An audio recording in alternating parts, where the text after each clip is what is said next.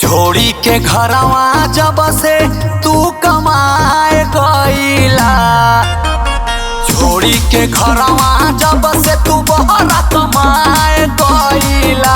ए राजा जी कवना सब तिनिया और लोभाए गईला। ए राजा हो कवना सब तिनिया पर लोभाए गईला।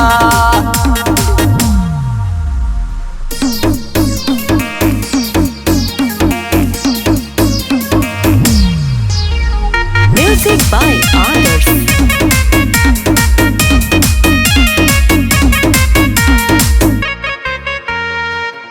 सोचिए राजा कैसे रोतिया काटिले, याद जब आवे तो किया साटिले।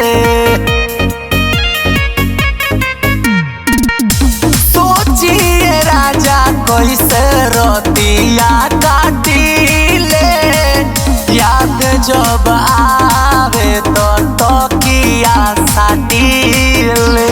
कैसन प्रेम के रोग तू धराए गईला, कैसन प्रेम के रोग तू धराए गईला। ए राजा जी कवना सब तिनिया और लोभाए गईला। ए राजा हो कवना सब तिनिया और लोभाए गईला।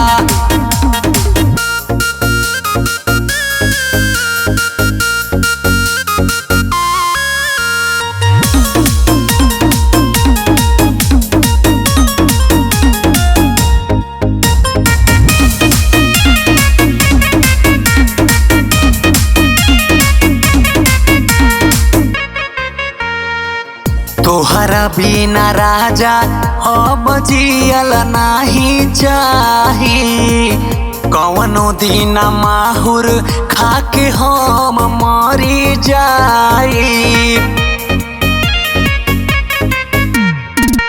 तोहरा बिना राजा हमसे जियल नाही जाई, मन करे माहुर खाके हम मरी जाई। जरीला रोजे बिरह में तू कहवा जुड़ाए गईला, जरीला रोजे बिरह में तू कहवा जुड़ाए गईला। ए